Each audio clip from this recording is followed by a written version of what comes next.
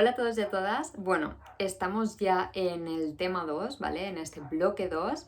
Y bueno, yo soy Laura y voy a encargarme de daros la formación del bloque 2 y del bloque 3.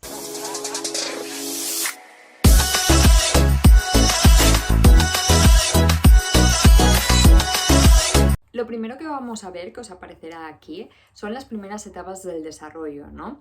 Y aquí lo que queremos decir es que no solo va el niño, sino que va todo un ser a la escuela, ¿no? Entonces, ¿cuál es el objetivo pedagógico que tiene que perseguir la educación, ¿no? No solo enseñar a un individuo, sino a un ser con todo lo que ello conlleva. Por tanto, el objetivo, como os pone aquí en la diapositiva, es el cultivo de la identidad individual y la actividad libre. ¿Qué significa eso? Significa que este individuo tiene que aprender libremente y sobre todo mediante la experiencia. ¿Por qué? Porque va a descubrir un nuevo mundo. Todo esto es nuevo para él o para ella y necesitamos estimular todas estas áreas y todos estos estímulos que van a venir a su alrededor para que se pueda desarrollar perfectamente. Así pues, la primera etapa de ensayo, ¿no? Es lo que hemos dicho, es la temprana edad, y aquí, cuando asisten al entorno educativo, existe un escenario donde hay convivencia, hay socialización y hay afirmación de la personalidad. Todo esto se crea en las primeras etapas del desarrollo, es decir, cuando ya los llevamos a conocer, a socializar, ¿no? Esta etapa experimentan cambios que determinan las valoraciones emocionales que pueden influir en su personalidad, en sus sentimientos y en su conducta. Es decir, que, cuidado, si no hacemos una adaptación que realmente sea la adecuada, podemos ocasionar lo que vemos aquí en pantalla, una desadaptación, agresividad, frustración y baja autoestima. Entonces, nos paramos un momento. Es muy importante las personas que estén alrededor de estos seres en las primeras etapas, porque como hemos visto, si lo generamos mal, si no damos las condiciones adecuadas para que realmente tenga un crecimiento libre y busque la personalidad y explore mediante la experiencia, eso no quiere decir que sea todo positivo y todo bonito, no, porque la vida no es así, lo sabemos nosotros, pero realmente tenemos que ser conscientes, ¿no?, de que estos cambios, estas variaciones entran dentro de su aprendizaje, porque si no, vamos a provocar esto. Y si provocamos esto, si esto se lleva a cabo, luego vamos a ver lo que pasa. Pasamos a cómo es el pensamiento de este ser, ¿no?, de esta persona. Y en la etapa temprana es egocéntrico, simbólico, incoherente, guiado por sus emociones y estados de ánimo, y les cuesta separar lo que es real de lo imaginario. Egocéntrico porque piensan en el yo, ¿no? El yo, como lo conocemos nosotros en pedagogía y en psicología, no está del todo formado, porque se va formando a lo largo de las etapas evolutivas, ¿no? Pero este yo es: quiero hacer esto, quiero tocar esto, ¿no? Es lo que hemos dicho, aprendizaje mediante la experiencia, simbólico, incoherente. Los pensamientos no son coherentes. ¿Por qué? Porque aún nos falta mucho por vivir, ¿no?, y por interiorizar. Luego está guiado por las emociones y los estados de ánimo. ¿Cuántas veces hemos visto una rabieta? ¿Cuántas veces hemos visto que cuando tienen sueño lloran muchísimo, ¿no? O que realmente, o que están felices, o que se ríen, ¿no? No hay esa regulación emocional porque son todo emociones. Y luego les cuesta separar lo que es real de lo imaginario. Sabemos que en esta etapa es muy complicado saber lo que es real de lo que realmente tienes en la cabeza, ¿no? Hay una fina línea que separa estas dos realidades y muchas veces estas dos realidades no están separadas, se integra. Yo recuerdo que a mí me gustaba mucho imaginarme cosas, a lo mejor cuando iba de viaje con mis padres en el coche, yo realmente vivía una historia y me imaginaba y solo era mirando por la ventana. Entonces, aquí tenemos que ser conscientes y determinar lo que es real de lo que es imaginario, poco a poco. Entonces, la gran pregunta, ¿cómo podemos ayudar a su desarrollo óptimo? ¿Cómo podemos hacerlo? Pues bueno, os hemos hecho aquí un spoiler y es la ventana de oportunidad. Y diréis, a ver, Laura, pero me suena, ¿no? Lo que es la ventana, pero ¿podríamos explicarla un poquito? Vamos a explicarla. Primero tenemos que tener en cuenta las consideraciones que os ponemos aquí. Es limitada la ventana de oportunidad, es decir, que no siempre está abierta. Necesitamos que el niño o la niña sea un agente activo, por eso el aprendizaje mediante la experiencia no puede ser pasivo, porque si no, esta ventana no tiene la funcionalidad que necesita.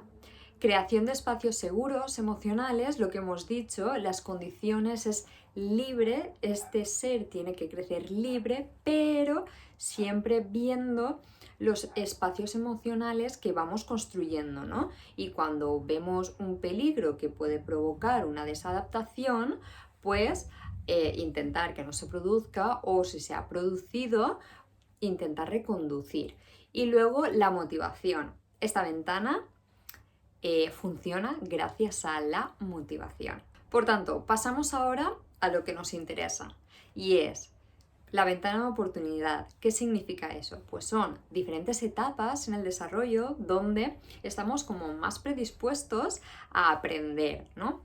Esto tenéis un post en nuestro Instagram que lo hicimos, un IGTV, pero os lo ponemos aquí en esta diapositiva y vamos a ir pasito por pasito. El primero es el desarrollo motor, ¿no? De 0 a 5 años es cuando se produce, es la ventana está abierta para que realmente se estimule y se produzca el desarrollo motor. El segundo, control emocional. Desde el nacimiento hemos dicho que somos totalmente emocionales, somos seres llenos de sentimientos y emociones. Pues desde el nacimiento hasta los 2 años aproximadamente, sabemos que no todos tenemos el mismo ritmo, pero más o menos vamos a hacer una aproximación, es cuando tenemos que hacer ese control emocional. ¿Qué significa control emocional? La regulación de las emociones. Saber qué son las emociones, ponerles nombre, sentirlas y ver qué respuesta adaptativa puedo tener cuando las tengo. La tercera sería la visión. La visión se da desde el nacimiento hasta los 2 años aproximadamente. Sociabilidad. La sociabilidad desde el nacimiento hasta los 2 años aproximadamente, igual que la visión y el control emocional, porque aquí es la etapa, ¿no? De, pues vamos a poner de 2 a 3 añitos más o menos, 3 añitos ya empezamos, ¿no? Lo que es la etapa educativa. Entonces aquí, si realmente los tenemos aislados y no hemos estimulado esto, cuando tengan que afrontar o socializar, ¿no? Porque al final estamos en una sociedad y cada día tenemos que socializar, queramos o no, les costará muchísimo. ¿Por qué? Porque toda la regulación emocional, todas las respuestas adaptativas que nos da la experiencia, ¿no?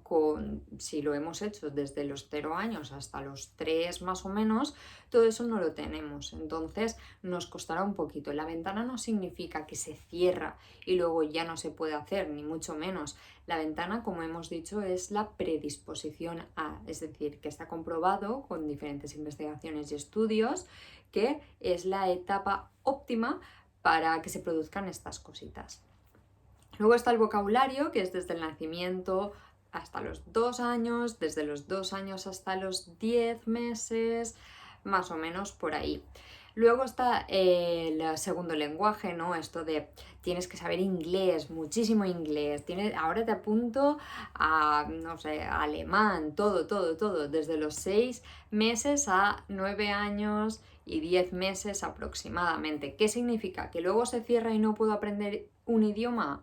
Ni mucho menos, ya lo hemos explicado. No, lo que pasa es que ahí es que los niños son esponjas, ¿no? Pues de ahí el dicho. Lo es un dicho, realmente está comprobado, pero bueno, luego tú puedes estudiar 2, 3, 4, 5. ¿Qué pasa? Que aquí se hacen las conexiones neuronales, ¿no? Es la etapa del desarrollo óptima para eso. Entonces, si lo hacemos antes, no vamos a conseguir nada. De hecho, a lo mejor conseguimos el efecto contrario, que es la frustración, la desmotivación y el no querer hacerlo ya nunca más en la vida. ¿Cuántas veces nos ha pasado eso? Porque realmente no estábamos preparados para las exigencias que la sociedad o que la familia o que la pareja o que nosotros mismos nos poníamos. ¿Cuántas veces? Pues esto es lo mismo. Y luego está la lógica matemática, que se desarrolla desde el primer año hasta los 4 años aproximadamente. Por último, las consideraciones que tenemos que hacer en esta etapa.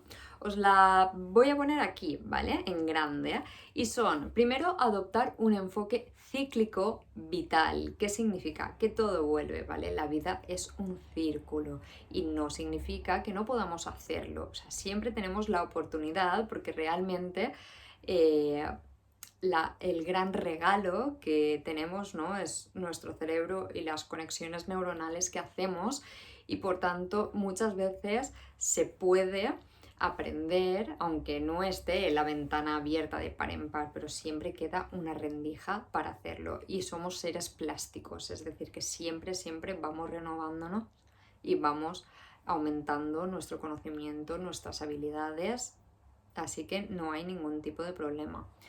Segunda, es necesaria una formación del profesorado. ¿Por qué? Para que no lleve a esa desadaptación que hemos dicho antes, ¿no?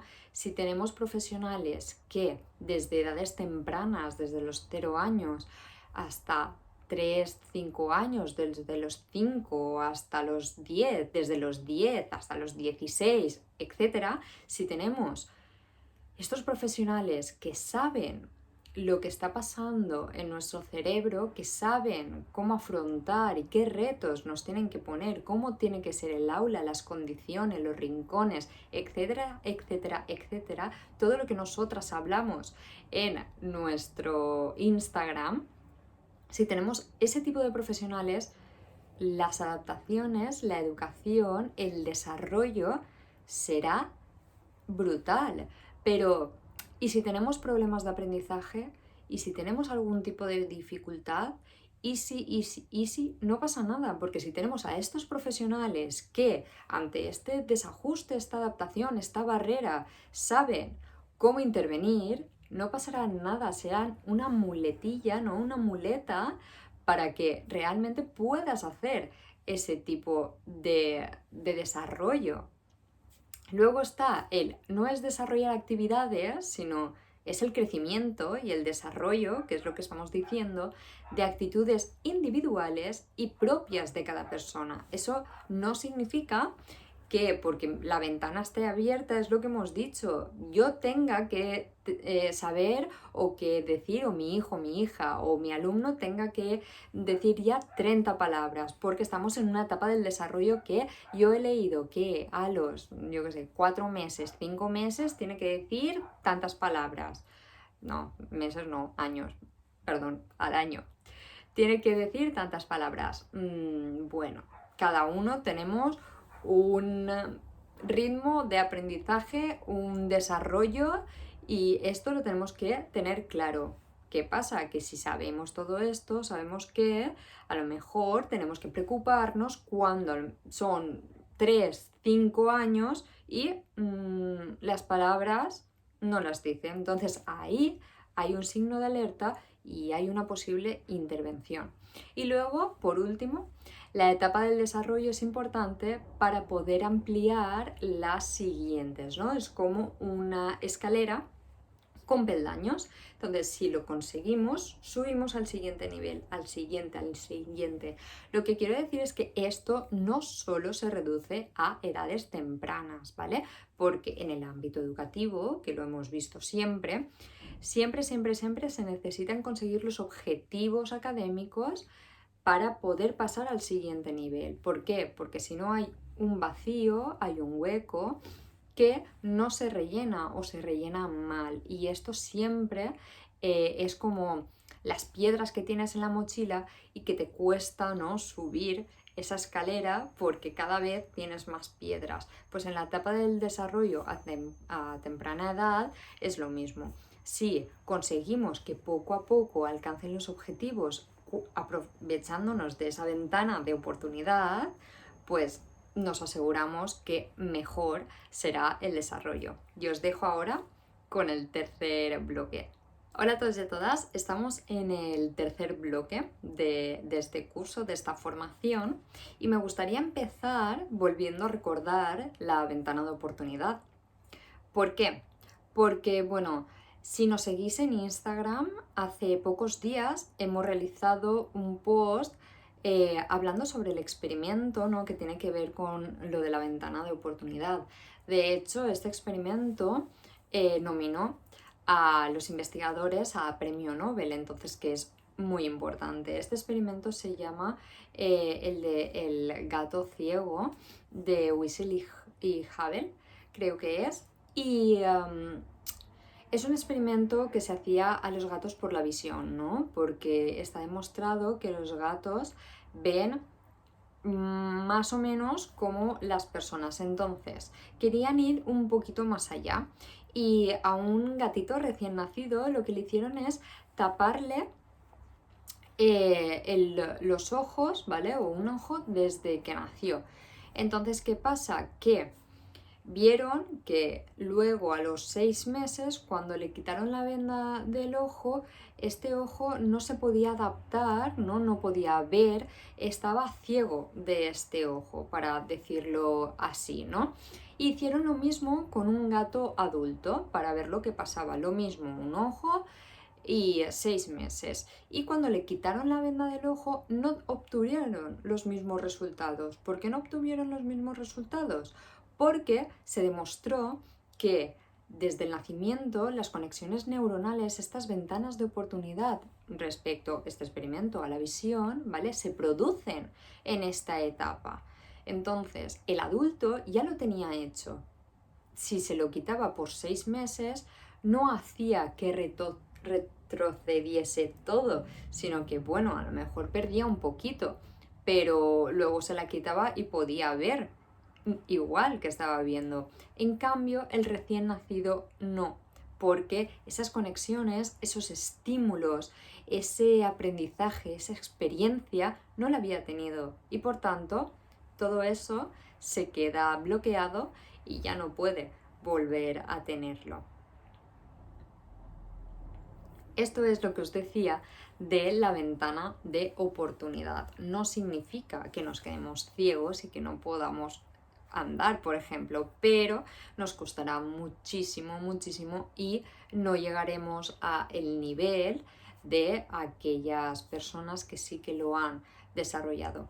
Y diréis, ¿y cuándo sucede esa ventana de oportunidad en el tema emocional, ¿no?, que es el tema que nos ha traído aquí a estar ahora juntos? Pues esto sucede desde los 0 años recién nacido hasta los 2 años aproximadamente, el tema que nos ocupa, que es la regulación emocional, el conocer las emociones, el saber qué sentimientos voy a provocar, ¿no?, la empatía, los sentimientos positivos, los negativos, las emociones básicas. Todo esto se da a esta etapa. Entonces, ¿por qué digo esto? Porque me interesa daros algunas pautas, ¿no?, o ver cómo podemos trabajar todo esto en el aula. Para ello hemos hecho 2 cosas. Primero, os hemos dado un dossier, ¿vale?, en ese link que tenéis por ser los primeros que os apuntasteis al curso, tenéis un dossier de algunas dinámicas y algunas actividades que se pueden hacer tanto en el aula como en casa para poder pues llevar a cabo, ¿no?, toda esa estimulación y aprovechar esas ventanas de oportunidades de los nenes y las nenas a edades tempranas. Y luego queremos aquí rápidamente, para que no se haga muy larga la formación, daros también algunas pautas y hacer hincapié en algunos aspectos que nos parecen que son importantes para estimular. Entonces, empezamos ya con las diapositivas. La primera es la puesta en práctica, ¿no? ¿Cuáles son los contenidos globales de un programa de educación emocional? Pues primero tenéis que tener en cuenta que la estimulación emocional es muy importante, como hemos dicho, que la persona que trabaje esto, ¿no?, tenga nociones, y no solo nociones, sino que sepa cómo hacerlo, cómo trabajar, ¿no? Porque es muy importante, ya lo hemos visto, para la ventana de oportunidad y también para el plano emocional, porque si no, hay muchas veces que ponemos barreras que las mismas personas, los adultos, les condicionan para su desarrollo. Entonces, importante tener estos dos aspectos claros, ¿no? El primero, os hemos puesto dos recuadros. El primero, concepto de emoción, ¿no? Saber lo que son las emociones, los fenómenos afectivos, cuáles son, y los tipos de emociones que hay. Y luego conocer las causas, conocer la regulación emocional y las técnicas para llegar a esta regulación emocional, el afrontamiento, ¿vale?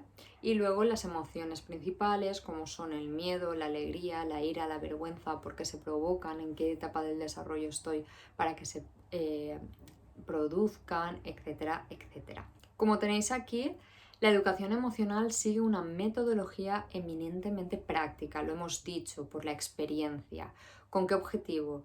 Con el objetivo simple de satisfacer competencias emocionales, emocionales que son inherentes a la persona, que son inherentes al ser humano, ¿no? Y vamos a explicarlas aquí de manera rápida. La primera, ¿cuál sería? La primera sería la que os aparece aquí, que es la conciencia emocional, ¿no? Que es conocer las propias emociones, lo que yo estoy sintiendo, y reconocer también las emociones que provoco o que están sintiendo los de mi alrededor. ¿Cómo se hace esto? Mediante la observación, y de la conciencia emocional podemos salir con personas que sean asertivas, personas que sean empáticas, personas que necesitamos en esta sociedad, personas que nos demanda luego la educación, nos dice en la Constitución o en las leyes educativas, incluso está ahí en las leyes los valores, ¿no?, la moralidad de estas personas. ¿Y cómo se hace eso? Conociendo las emociones, saber qué emoción estoy sintiendo y luego ser altamente empático y afectivo con los de nuestro alrededor. Luego, la siguiente sería la regulación emocional, como os ponemos aquí, ¿no?, que es simplemente el manejo de estas emociones. Vale, yo ya sé qué emoción estoy sintiendo y ahora, ¿cómo la etiqueto, no?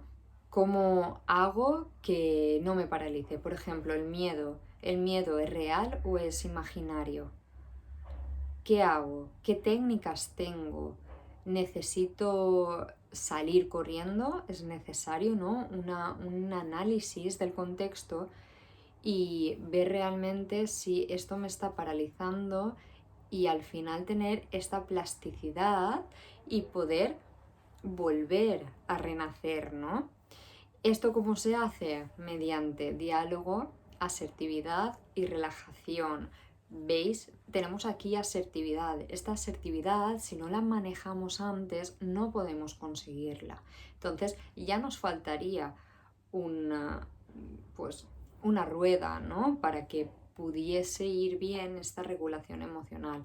Relajación, muy importante. Se está poniendo de moda últimamente el mindfulness. El mindfulness es simplemente el estar aquí presente, el manejo de estas emociones, ¿no? En este mundo donde estamos interconectados, donde todo es ya, ya, ya y que realmente tenemos muchos estímulos, es muy importante la regulación emocional, es muy importante la relajación, es muy importante el diálogo con otras personas, pero también el diálogo interno que tenemos, porque si nos damos cuenta, desde que nos levantamos hasta que nos acostamos, tenemos un diálogo interno con nosotros mismos siempre. Nosotros mismos nos regulamos, decimos lo que tenemos que hacer. Si quiero hacer la comida, ¿qué tengo que hacer, Laura? Pues primero, coge el plato, voy a poner lavavajillas, por favor, mira, tengo que ir a comprar. Mismamente nosotros nos estamos dando instrucciones para saber lo que tenemos que hacer. Entonces, el fomento del diálogo es muy importante para esa regulación, ¿no? Si yo estoy sintiendo miedo, me paro, me relajo para que estas emociones no tergiversen lo que voy a hacer y luego empiezo. ¿Es miedo real? ¿Es infundado? ¿Tiene solución ahora mismo? ¿Qué puedo hacer para solucionarlo? Y me hago un plan y esto no me frena como persona. Luego tenemos la motivación. La motivación, como os hemos puesto aquí, es la búsqueda a través de la emoción y puede venir mediante dos vías, ¿no?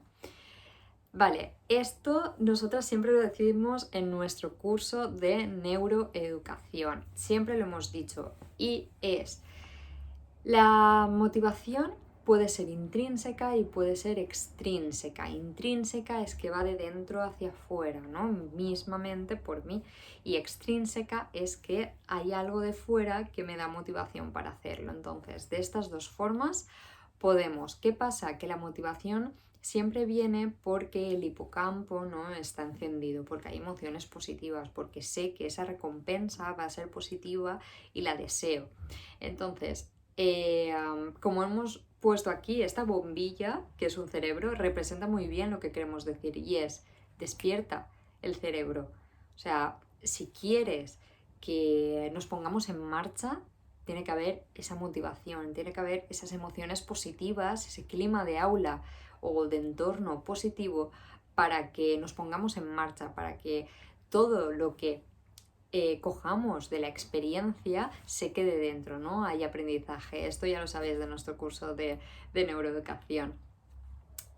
Y bueno, si queréis saber más, en nuestro Instagram tenemos muchísimos posts, hablamos de esto porque realmente no concebimos la educación sin estos pasos a seguir. Ya lo sabéis si nos seguís y si no, revisad nuestro Instagram y bueno, estaremos hablando siempre de eso porque ya os digo que siempre, siempre, siempre tienes que saber estas cosas para poder ser un buen profesional de la educación.